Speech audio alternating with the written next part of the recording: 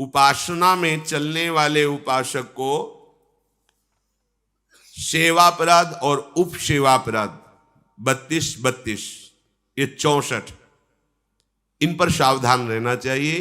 ये गलती नहीं होनी चाहिए।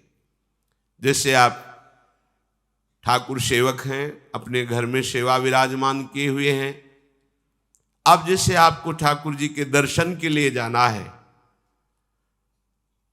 जहां तक ठाकुर जी के दर्शन करने के लिए जाना है, हो सके तो पादुका न पहने, नंगे पैर दर्शन करने जाए। यदि आप में ऐसी सामर्थ्य नहीं है किसी कारण से, तो सीढ़ियों में पादुका नहीं पहनना चाहिए। जहां से मंदिर की सीढ़ियां हैं, पादुका उतार कर माथा रखकर सीढ़ी में फिर चढ़ना चाहिए। खड़ाओं या पादुका पहन करके श्री विग्रह के दर्शन करने के लिए जाने में फिर अपराध लगता है। अरे अपने मालिक के दर्शन करने जा रहे हैं, स्वामी के दर्शन करने जा रहे हैं, प्रभु के दर्शन करने जा रहे हैं, तो अपनी कुटिया से और मंदिर तक नंगे पैर जाना चाहिए। ये भावना रखनी चाहिए।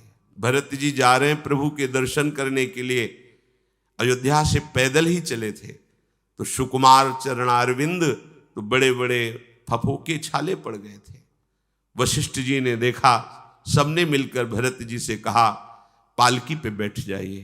तो उनका हाँ, मेरे प्रभु यहाँ नंगे पैर चले हैं और मैं पालकी पे बैठ जाऊं? उचित तो यह है कि अपने प्रभु के दर्शन के लिए मैं जा रहा हूं, तो जहां जहां प्रभु के चरण पड़े वहां मेरा शीश पड़े, अर्थात सिर भर जाऊं। उचित मोरा सप्ते सेवक धर्म कठोरा, यहां मैं सर के बल चल के जाऊं, पर असमर्थ हूं। तो आप कह रहे हैं पैर में छाले पड़ गए, आप सवारी में बैठ जाइए। ऐसा नहीं हो सकता। तो अपने प्रभु के दर्शन करने के लिए जब जाए, तो हो सके सामर्थ्य हो तो पादुका न पहने, कोई खड़ाऊं चप्पल जूता आदि ना पहने। अगर पहने हैं तो बस सीढ़ी तक ही पहन कर जाए, ऊपर सीढ़ियों के नहीं। इतने सुकुमार मत बनो, ये आग में जलाया जाएगा शरीर, ये गाड़ दिया जाएगा शरीर, इससे ज्यादा प्यार ना करो। दूसरा,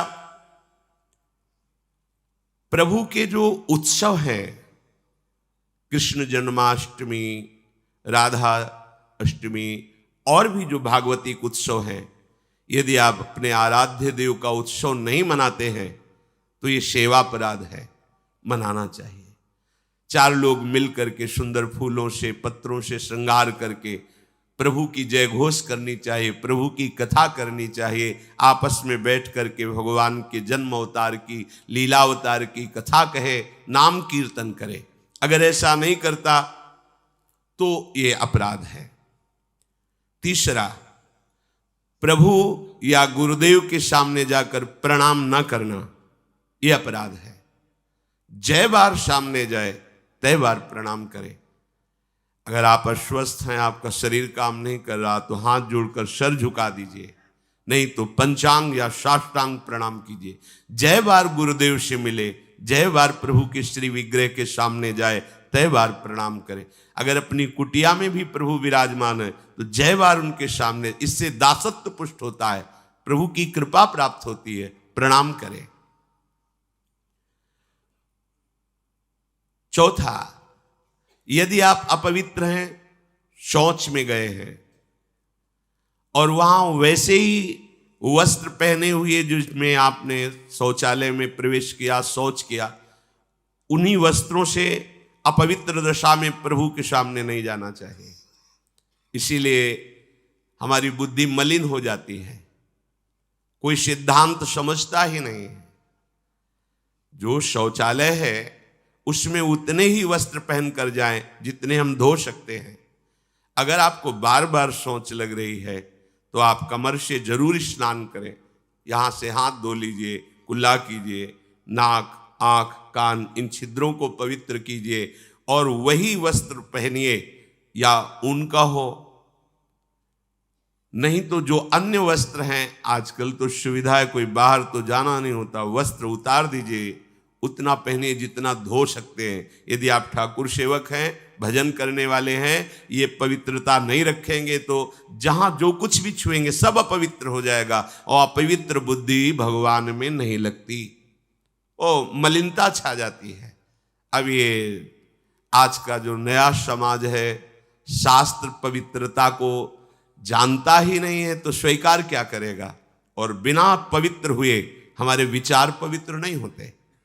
इसलिए कभी अपवित्र दशा में ठाकुर जी के सामने, श्री विग्रह के सामने जाना, सेवा सामग्रियों को छूना, ये अपराध माना गया है। प्रभु के सामने या गुरुदेव के सामने जाके ऐसे करना, एक हाथ से प्रणाम करना, ये सेवा अपराध माना गया है। दोनों हाथ भगवान ने दिए, दोनों को जोड़िए, दोनों को जोड़कर सर झुकाइए, इससे तुम्हें कृपा प्राप्त होती है प्रभु की। प्रभु की कृपा का क्या स्वरूप है? नाम में प्रेम होने लगे, जितेंद्रियता आने लगे, हृदय पवित्र होकर सबके सुख भावना में मगन होने लगे, ये प्रभु की कृपा। छठवां, जब हम प्रभु की परिक्रमा करते हैं तो परिक्रमा करते समय प्रभु के जब सामने आवे तो उनको प्रणाम करें। प्रणाम किया, फिर आगे। 4 परिक्रमा हमारे प्रियालाल की होती है। कभी सामने परिक्रमा नहीं करनी चाहिए, जैसे सामने खड़े ऐसे घूम जाते हैं सामने, नहीं, ऐसा नहीं। प्रभु के सामने ऐसे नहीं घूमना, वहीं खड़े खड़े घूम गए 4, ऐसा नहीं। प्रभु को दाहिने करके प्रदक्षिणा। अगर आप प्रभु को प्रणाम नहीं करते, परिक्रमा करते हुए या सामने घूमते, ये सेवा अपराध है। 7वां, प्रभु के सामने गए मंदिर में और आप पैर फैला के बैठे, सामने ऐसे पैर फैला लिए, ऐसे फैला के बैठे, ये अपराध है। अपने आराध्य देव के सामने, अपने गुरुदेव के सामने पैर फैला के नहीं बैठा जाता। यदि आपके पैरों में कोई दोष है तो उतनी देर ही रुकिए जितनी देर आप खड़े दर्शन कर सकते हैं, सामने से हट जाइए, सामने पैर नहीं होने चाहिए आपके।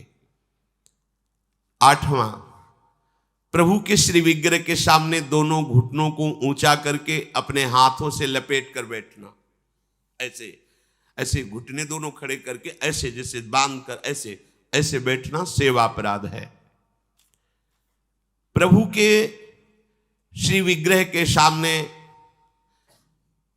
अब जैसे मंदिर में गए, थके हैं आप, दीवार में उड़क करके ऐसे सो, ये अपराध है।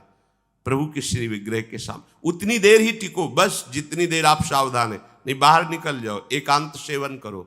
श्री विग्रह के सामने उतनी देर ही दर्शन करने गए, केवल आपकी दृष्टि नक्शिख लो अंग माधुरी, प्रभु की केवल दर्शन कर रहे, आंख बंद कर ली, ध्यान किए, फिर दर्शन, फिर ध्यान। जब मन देखा कि चंचल होने लगा, नेत्र झुकाए, प्रणाम किया, मंदिर से बाहर हो गए, किसी से वार्ता नहीं। प्रभु के श्री विग्रह के सामने उनके चरणामृत और प्रसाद को छोड़कर अन्य नहीं पाना। प्रसाद मिला तो पा गए, चरणामृत मिला तो पी लिए, इसके अलावा ऐसा नहीं कि अब जगह है, प्रभु हैं, चलो और कुछ नहीं। वहां कोई खाना पीना, कोई व्यसन, ये अपराध है। प्रभु के श्री विग्रह के सामने बैठकर बात करना और उसमें झूठ बोल देना, ये दोनों अपराध हैं। प्रभु के दर्शन करने के लिए जब जाइए तो बोलिए मत किसी से, और कैसे हो, क्या है, कुछ नहीं, शांत, राधा राधा राधा।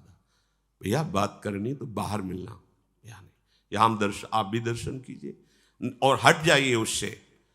अगर कभी कोई अपना पूज्यजन, बड़ा जन है, हमसे बात कर रहा है, उसको कैसे कहें कि आप हट जाइए? तो जितनी बात हो भागवतिक हो और सत्य हो, क्योंकि वहां सत्य साक्षी देने की नहीं, प्रभु विराजमान है, वहां का झूठ तुम्हारे पुण्यों को नष्ट कर देगा। पहले भी जब कोई बात सत्य कहलानी होती थी तो कहा जाता था मंदिर में चढ़ के बोल दो, फिर हम दोबारा तुमसे नहीं पूछेंगे। वो हाँ चलो, तो मंदिर में बोल रहा है मतलब सत्य बोल रहा है। प्रभु के सामने झूठ बोलना या अन्य वार्ता करना, ये अपराध है। प्रभु के श्री विग्रह के सामने जोर जोर से किसी को बुलाना, ए जोर से आवाज नहीं, स्वामी विराजमान है। अगर किसी को बुलाना भी है, इशारे से समीप जाके स्पर्श करके चलो दर्शन करो। प्रभु के श्री विग्रह के सामने आपस में प्रापंचिक बात करना, अगर बात ही करनी, आज देखो कितना सुंदर मोर मुकुट है, आज देखो कितना सुंदर प्रभु का हार है, आज देखो कैसे मकराकृत कुंडल है, आप देख रहे हो, प्रभु ऐसा लग रहा है मुस्कुरा रहे हैं, प्रभु देख रहे हैं। बस उनके विषय की बात करो तो करो, अन्यथा मौन। प्रभु के श्री विग्रह के सामने लड़ाई झगड़ा कर देना। अगर आप बिहारी जी के सामने, राधा वल्लभ जी के सामने, राधा रमण जी के सामने कोई आपको धक्का दे रहा है, कोई आपको कटु व्यवहार कर रहा है, आप चुप रहिए, आपको प्रतिकार नहीं करना। मालिक हैं, वो देख रहे हैं, बिल्कुल शांत रहिए, बहुत बड़ा हिसाब हो जाएगा आपका, जन्म जन्मांतरों के अशुभों का नाश हो जाएगा। और अगर लौट कर आपने गाली दे दी और थप्पड़ मार दिया तो ये कलह आपके पुण्यों का नाश कर देगी। बहुत सावधानी से भगवत दर्शन किए जाते हैं। प्रभु के श्री विग्रह के सामने किसी को किसी भी प्रकार से पीड़ा देने की भावना कर लेना, भावना भी नहीं करनी पीड़ा देने की, प्रगट में देने की तो बात जाने दो। नहीं नहीं, प्रभु मानो आपने को कोई पीड़ा पहुंचा है तो प्रभु आप सर्व सामर्थ्यशाली, इसकी बुद्धि शुद्ध कर दो, इसका मंगल हो जाए। तो उसकी शुद्ध होगी कि नहीं, उसका मंगल होगा कि नहीं, प्रभु जाने, आपका मंगल हो जाएगा, आपकी बुद्धि शुद्ध हो जाएगी। प्रभु के श्री विग्रह के सामने किसी को आशीर्वाद देना। आप प्रभु के दर्शन करने गए, कोई आपको प्रणाम कर रहा, खुश रहो जय हो जय, नहीं, देखना भी नहीं उधर, सीधे प्रभु की तरफ देखो। वहां कोई भी कहीं भी किसी को भी प्रणाम करे, प्रणाम प्रभु को हो रही है, आप बिल्कुल ये मानकर कि मेरे को प्रणाम कर रहा है उसको आशीर्वाद, बिल्कुल नहीं, प्रभु की तरफ केवल देखें। अगर किसी को ऐसे तो वो अपराध बनता है। प्रभु के श्री विग्रह के सामने किसी को गाली देना, निष्ठुर वचन बोलना, यह अपराध है। प्रभु के श्री विग्रह के सामने कंबल से शरीर ढक करके वहां बैठना, ऐसा। ये जो हमारा भजन करते हुए, सेवा करते हुए मन कठोर होता है, प्रेम में नहीं डूबता है, हमसे गलतियां होती रहती हैं। प्रभु के श्री विग्रह के सामने बैठ करके दूसरे की निंदा कर देना, ऐसा होता है। जैसे श्री जी के सामने बारंडा है, से जहाँ समाज होती, वहाँ बैठे हैं, अब घंटों बैठे हैं, अब आपस में चर्चा कर रहे हैं, अमुक की, ये अपराध है। एक की प्रशंसा, एक की निंदा, और प्रभु सामने बैठे हैं। बिल्कुल वहाँ बैठना है तो मंत्र जप करो, नाम जप करो, या पद गान करो जिनमें उनकी लीलाओं का गायन किया गया है। प्रभु के श्री विग्रह के सामने किसी को हाथ जोड़कर उसकी बड़ाई करना नहीं, प्रभु के सामने नहीं। आपने तो बड़ी कृपा की, उस दिन वहां मिले, ऐसा कुछ नहीं। ये सावधानी रखनी है तो सावधान रहना चाहिए। प्रभु के श्री विग्रह के सामने हंसी मजाक, अश्लील शब्दों का उच्चारण करना, एक दूसरे से हंसी मजाक कर रहे हैं, सेल्फी ले रहे हैं, ये सब नाटकबाजी नहीं, नहीं तो आए हो धाम में कृपा प्राप्त करने के लिए और बन जाएगा अपराध। प्रभु के श्री विग्रह के सामने अधोवायु आदि का त्याग करना, ऐसा कुछ है, एक झलक लीजिए, बाहर जाइए, वहां मर्यादा है। ये कोई ऐसा नहीं कि मनोरंजन का स्थान हो, इन्हीं की कृपा से हमारा जीवन सतमार्ग में चलता है। और आपसे सच्ची कहते हैं, ये हमारे प्रभु राधा वल्लभ लाल जी, बांके बिहारी लाल जी, राधा रमण लाल जी, ये मूर्तिकार की रचना नहीं, साक्षात प्रिया प्रीतम है। हमारी भावना नहीं बन पा रही, इसीलिए है, नहीं तो इनके इशारे होते हैं, ये मुस्कुराते हैं, और जो आप बात करोगे उसका उत्तर आपको मिल जाएगा, आपके ही हृदय में बैठकर उत्तर दे देंगे।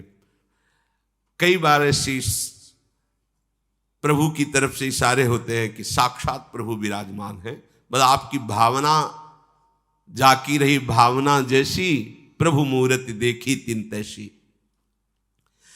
और सेवा में आपके पास सामर्थ्य है, पर आप साधारण चीजों से प्रभु की सेवा कर रहे हैं तो यह अपराध है। जैसे एक दिन कहा था कि ठाकुर जी के सामने तो चिरौरी रखवा दी, और आप पूरा परिवार पकौड़ी हलवा से बाल भोग कर रहे, ये अपराध है। ऐसा नहीं। यदि आपके पास नहीं है तो बाजरे की आधी रोटी से ठाकुर जी प्रकट हो गए धन्ना जी के यहां। प्रभु को नहीं चाहिए, वो तो विश्व का भरण पोषण करने वाले स्वयं विश्वात्मा हैं। पर यदि आपके पास है तो उत्तम उत्तम भोग लगाइए, उत्तम उपचारों से प्रभु की सेवा कीजिए। ऐसा नहीं कि आप अपने लिए वस्त्र बहुत महंगे लाते हैं और प्रभु के लिए ऐसे साधारण कपड़े ले आए, अपने लिए अच्छी भोग सामग्री प्रभु के लिए। ऐसे दुकानों में है, सुपारी किसके लिए लेना है? आपको खाना है तो अच्छी क्वालिटी की रखिए, और अगर पूजा के लिए लेना है तो जो कोई खाएगा नहीं वो रखी पूजा वाली। सूखे नारियल पूजा के लिए, टून का कपड़ा पूजा के लिए। ये ऐसा नहीं होना चाहिए, ये सेवा अपराध है। अपने बच्चे को कैसे आप रखते हैं? देखिए, आप बाहर भी जाते हैं तो एक बोतल में दूध रखते हैं, थोड़े से कुछ खान पान के साथ, बच्चा है। ऐसे ही अपने ठाकुर जी को समझिए, वो आपके लाडले हैं।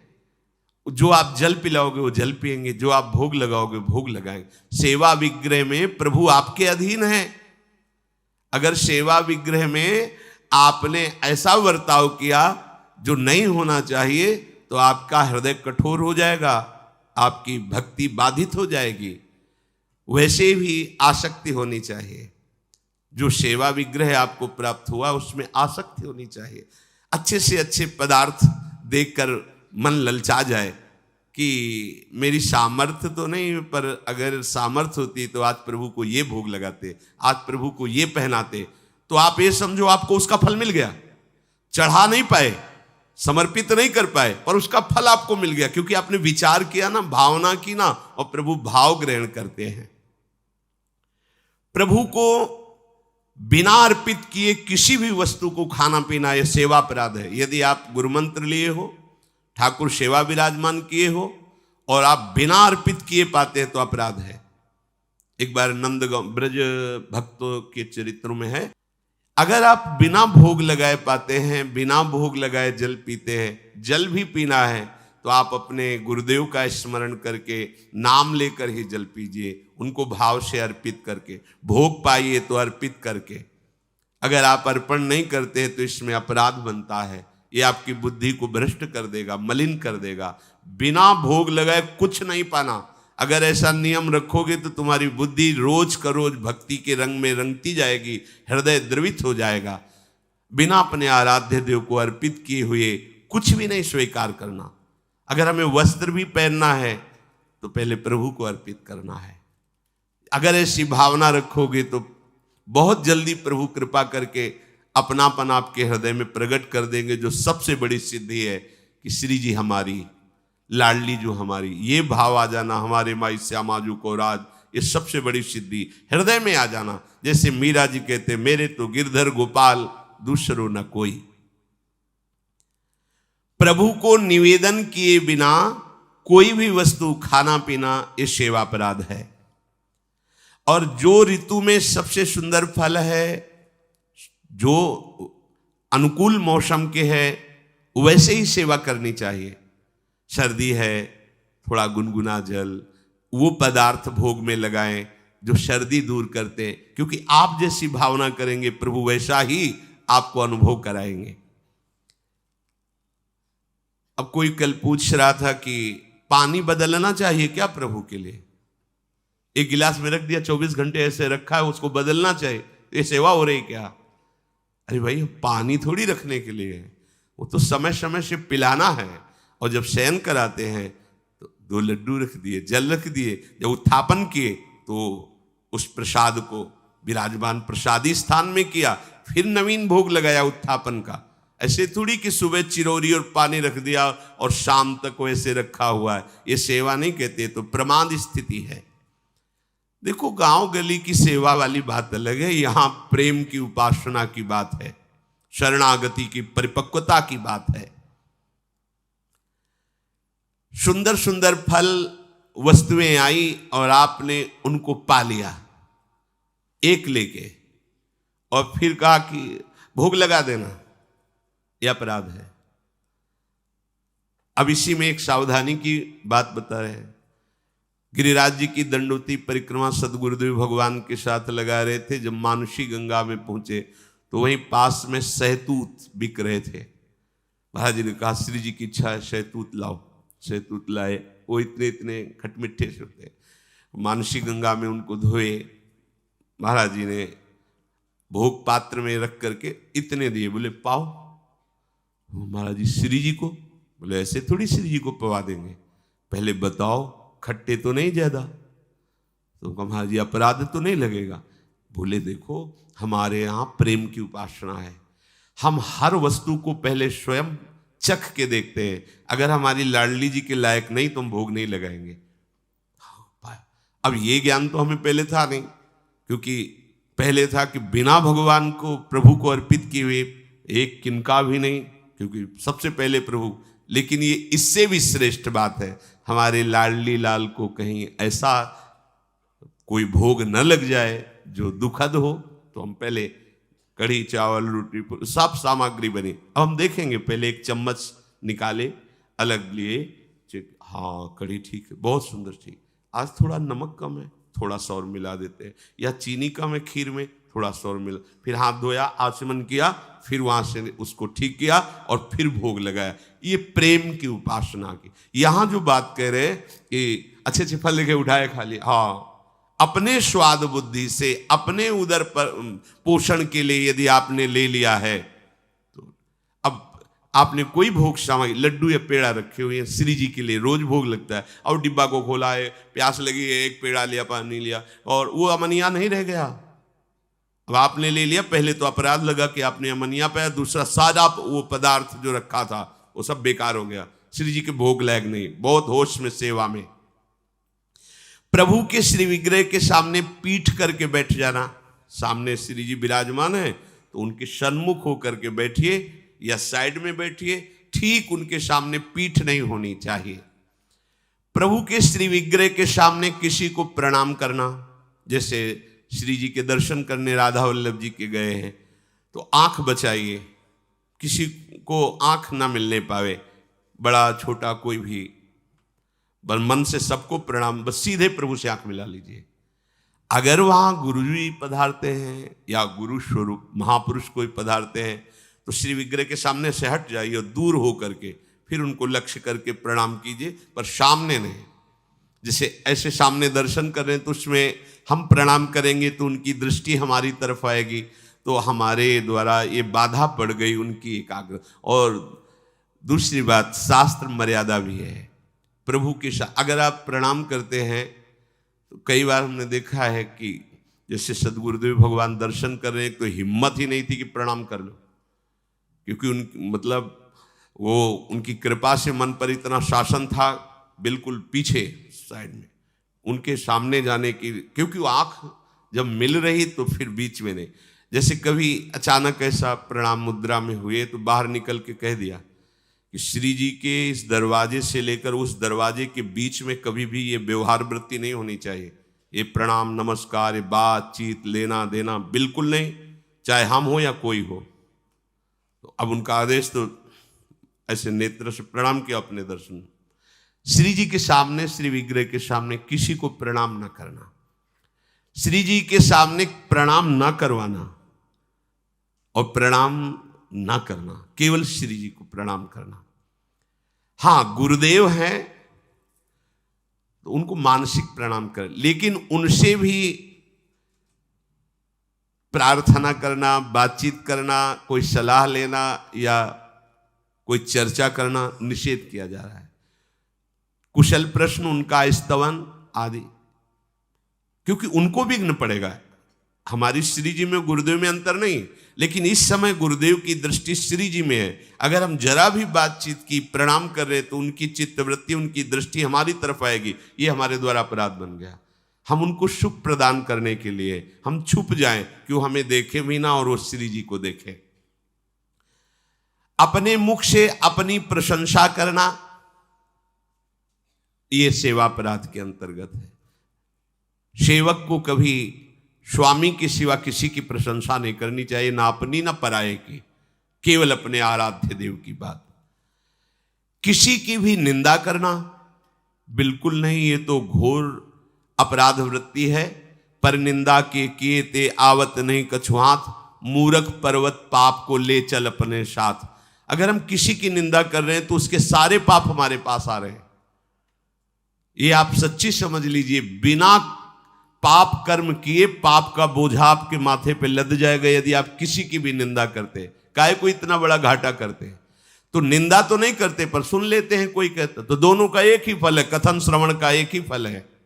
जैसे एक पाप आचरण कर रहा है और एक पापाचरण की प्रेरणा दी है, जाओ ऐसा कर लो, और एक कहां जा रहे हो, ऐसा करने जा रहे हो, हाँ ठीक है करो, तीनों को बराबर दंड मिलेगा। कर्ता, प्रेरक, अनुमोदन। अनुमोदन हाँ हाँ ठीक है, प्रेरक हाँ ऐसा कर दो, और वो जो कर्ता चाहे शुभ कर्म हो, तीनों को बराबर फल मिलेगा। अच्छा कहां जा रहे हो, परिक्रमा, अरे भाई बड़े भाग्य की बात है, वृंदावन की परिक्रमा देना, अवश्य लगाओ, नाम जप करते हुए लगाना, पूरा परिक्रमा को उसको फल मिलेगा।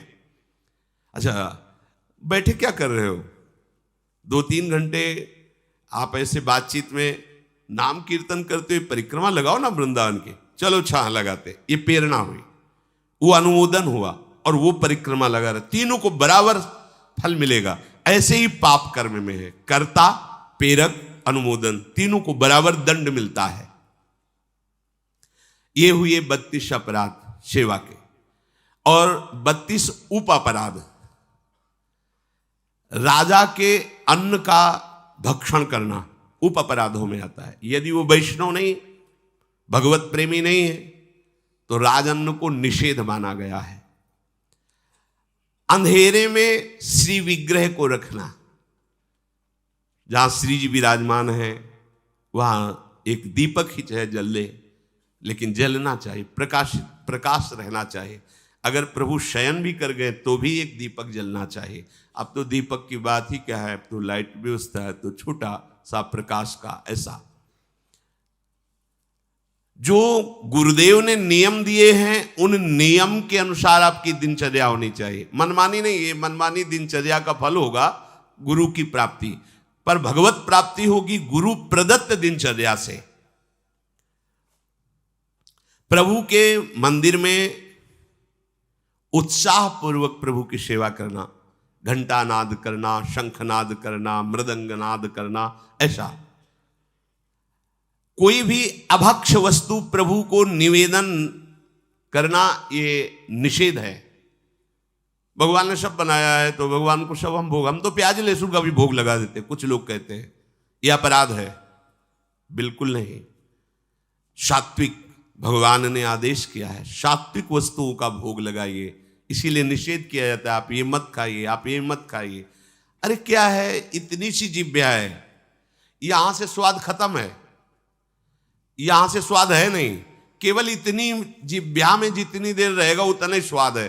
काहे को इस दुष्ट को इतना चंपल बना दो कि दूसरों का हत्या करके मांस खाने के लिए राजी हो जाए, दूसरों के जीवन को नष्ट करने वाली बना दे। ये स्वादेंद्री, रसेंद्री, इसको, ये बड़ी दुष्ट है, इसको शासन में रखो। कुछ नहीं होना, बस इतने से यहां गया, घाटी के नीचे माटी मल बन गया, कुछ नहीं है, बाहर है तो बेकार, बस उतने ही में स्वाद है। ये आज तक तृप्त नहीं हुआ, जीवन हो गया इसको खवाते हुए। किसी और का जूठन अपने प्रभु को भोग नहीं लगाना चाहिए। सब भगवत स्वरूप है, पर जैसे अपने प्रियालाल को भोग लगाना है, बोले वहीं और भी भगवत स्वरूप विराजमान, उनके आगे थाली करके फिर ले गए प्रियाल, यह अपराध है। एक तो अपने आराध्य देव का अनन्य होना चाहिए, और अपने प्रियालाल का भोग चाहे जो कोई पाले, लेकिन किसी और का अपने प्रियालाल को भोग नहीं लगता है। सर्वोपम नवनिवृत्त निकुंज विहारिणी बिहारी जी का। अब जैसे कोई भोजन आदि बना है और उसको कोई भी जूठा कर दे, कोई भी बच्चा या कोई भी, कैसे उसे प्रभु को हम भोग नहीं लगा सकते। और सेवा करते समय बोलना मना है। जैसे श्री जी को आप स्नान करा रहे हैं, श्रृंगार कर रहे हैं, तो या तो पद गाइए या नाम कीर्तन कीजिए या मंत्र जप कीजिए। बातचीत करते हुए सेवा नहीं, ये अपराध है उप अपराधों में। इतना पाइए कि सेवा पूजा करते समय बार बार वो अधोवायु हो, ये सब, इसीलिए साधक की तरह भोजन पाता है। किसी से छीन करके जबरदस्ती प्रभु की सेवा पदार्थ लाना ठीक नहीं है। श्रद्धा से दिए गए पदार्थ से ही भोग लगे। देखो, भगवत मार्ग में टैक्स नहीं लगता। जो सच्चा भगवत मार्ग में कहीं किसी में टैक्स नहीं है। ये हमारी अलबेली सरकार है, सब फ्री। हाँ, तुम्हारी श्रद्धा है, एक फूल रख दिया, एक फल रख दिया, वो आपस में भोग लगाकर प्रसाद रूप से सेवा में आ जाए। ये करो तो इतने रुपया, यहां पर्चा भरो तो इतने रुपया, यहां तो इतने रुपया, तो वो रुपये ही है, सत्य मार्ग नहीं है। सत्य मार्ग श्रद्धा का विषय होता है, टैक्स का राजकीय मार्ग होता है। टैक्स राजकीय मार्ग में लिया जाता है, भागवतिक मार्ग में श्रद्धा चलती। श्रद्धा पूरा तन मन प्राण सर्वस्व समर्पण, ये मार्ग है। इसमें कि हमने इतने भर दिए हैं रुपए पर्चे में, अब हमको ऐसी जगह मिलेगी, वहां बैठेंगे, सुविधा मिले। यहां रुपए से जगह सुविधा और कृपा नहीं मिलती। यहां मन देने से, प्राण समर्पित करने से, अभिमान समर्पित करने से हमारे हरि की कृपा की प्राप्ति होती है। तो किसी से जबरदस्ती, वो जबरदस्ती ही माना जाता है कि अगर तुम्हें अमुक तो फिर भरो इसमें, वो हमारे ठाकुर जी को स्वीकृत नहीं होता। हाँ, भाव से आया है तो देखो, शबरी जी जूठे बेर प्रभु को अर्पित कर रहे हैं, वाह वाह करके पा रहे। जूठे का तात्पर्य यही हुआ कि पहले चेक किए कि इस पेड़ का बेर खट्टा तो नहीं है, फिर आचमन किया, फिर वो फल उतार कर प्रभु को पवा रही है। कोई भी पुष्प या गंध प्रभु को अर्पित करना है तो उसे पहले सूंघना नहीं। कि जैसे इत्र है तो खुद इतने सौरभ उसमें आ रहे कि आपको पता चल जाएगा कैसा है। अब उसको ऐसा नहीं कि हाँ ठीक है श्री जी को लगा, नहीं, वो सौरभ आ रहे, खुद पता चल रहा है। आपने पुष्प लिया, सूंघा, फिर वो श्री जी को वो अर्पित करने लायक नहीं है। निषिद्ध पुष्पों से प्रभु की पूजा ना की जाए, जो प्रभु को चढ़ाने के लिए निषेध किए गए हैं। अब जैसे एक प्रभु को निषेध होते हैं तो दूसरे प्रभु को स्वीकार होते हैं। जैसे हमारी श्री जी को धतूरे का फूल नहीं चढ़ा सकते, लेकिन हमारे महादेव जी के माथे पे धतूरे का फूल चढ़ा सकते हैं। तो ये प्रवीणता गुरु जी से आती है कि हमारे आराध्य देव को क्या पसंद है। प्रभु के सेवा कुंज में, सेवा में प्रवेश के लिए पूर्ण पवित्रता, वस्त्र पवित्र, ऐसे नहीं कि ऐसे उठे और ऐसे चल, नहीं, पूर्ण पवित्रता से जाइए।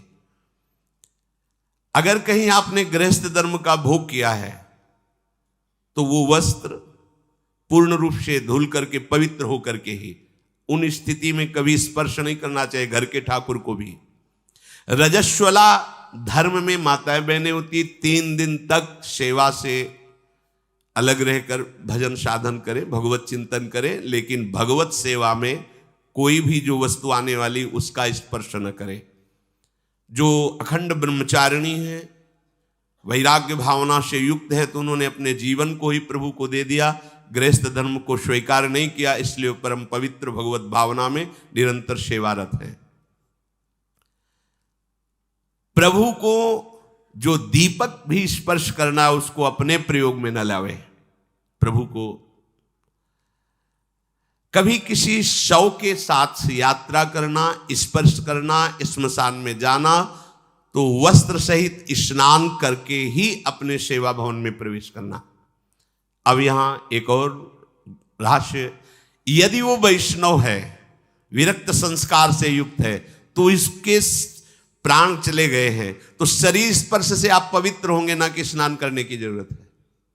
लेकिन यदि वो गृहस्थ है तो फिर ये प्रक्रिया उसके साथ जाकर फिर लौटते समय वस्त्रों सहित स्नान करें। बिना पवित्र वस्त्र के, धोए वस्त्र के, जैसे रात्रि में आप शयन किए हैं, जो वस्त्र पहने हुए, उन्हीं से सेवा में नहीं जाना। रात्रि में शयन किए हुए वस्त्रों को धोया जाता है, प्रातः काल उठ करके उन वस्त्रों का त्याग करके नवीन वस्त्र धारण करके दिनचर्या की जाती है। इसीलिए रात्रि में उतने ही वस्त्र पहने जाते हैं जो सुबह प्रातः शौच आदि में जाकर धोए जाते हैं। गुस्से में भर करके किसी से आप गुस्सा हो गए और सेवा करने जा रहे हैं तो रुक जाइए, पहले गुस्सा शांत कीजिए।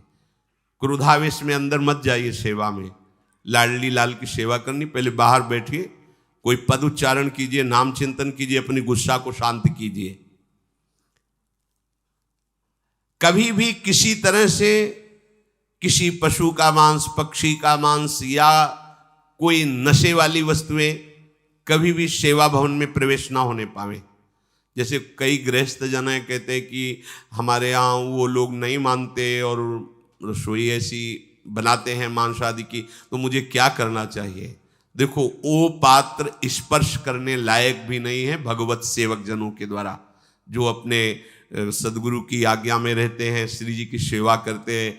अब उनके लिए बड़ी समस्या है उस परिवार में, पर जैसे भी बने तैसे देखो, पर वो पात्रों में रांधा हुआ भोजन, जिनमें मांस रांधा गया है, वो कभी ठाकुर जी को या गुरुदेव को अर्पित करना अपराध माना गया है। कभी ऐसा ना करें। हमें तो लगता है उस रसोई में नहीं अमनिया होना चाहिए जिसमें ऐसे पदार्थ रांधे गए हैं। कोई भी उपासक ये गांजा, अफीम, ये नशा करके, कुछ लोगों को तो ऐसा भ्रम हो गया है कि बहुत ध्यान लगता है नशा करके। शराब पिए नाली में पड़े हैं, लघु शंका कर रहे हैं, बादशाह है। अगर कृपा हुई तो कुत्ता भी ऊपर लघु शंका कर रहा है, उनको लग रहा है मानो मेघ जो है अमृत वर्षा कर रहे हैं। हाँ, नशे में वो तो दृश्य है, वो तो देखने को मिलते हैं, कोई ये अलौकिक बात थोड़ी है। नशा लिया, आपके सारे यंत्र मूर्छावस्था को, शिथिलता को प्राप्त हो रहे हैं। बोले बड़ा आनंद आता है भजन में आनंद आता है। भजन में तो आनंद तब आता है जब सावधान और चेतना युक्त होकर मन से लड़ करके प्रभु में चित्त को जोड़ो, तब आनंद की प्राप्ति हो। कोई भी नशा भगवत प्राप्ति करा देता तो शास्त्रों में लिखा होता, कहीं नहीं, सब जगह महापुरुषों ने निषेध किया। कुछ सिद्ध पुरुषों में ऐसी लीलाएं होती हैं, पर उनकी हम होड़ थोड़ी कर सकते हैं। एक महापुरुष थे जो 10 ग्राम संखिया जहर रोज पाते थे। 10 ग्राम, अगर 2-4 बीज संखिया जहर के पालो तो मर जाओगे। तो उड़िया बाबा को विश्वास नहीं हुआ, तो जहां सुना वहां गए, उनसे कहा महाराज आप 10 ग्राम संखिया जहर पाते हैं? बोले रोज। बोले 4 बजे पाते हैं? तो बोले हम रुकेंगे आपके पास, देखेंगे। 4 बजे सिलबट्टा में रखा, इतने बीज 10 ग्राम में चढ़े होंगे। और बाबा ने देखा कि बोले इतने में तो 150 लोग मर जाएंगे। और बांटा और धो करके सिलबट्टा अपने खप्पर में डाला और पी गए। बाबा ने कहा हमको इसका रहस्य बताओ कि जहर आप पर प्रभाव क्यों नहीं करता? तो बोले आज से थोड़ी खा रहे हैं, हमने बचपन से अभ्यास किया था, एक बीज लेके घसा और चाट लिया। वो एक बीज का अभ्यास करते करते आज 1 तोला 10 ग्राम जहर पचा लेता हूं।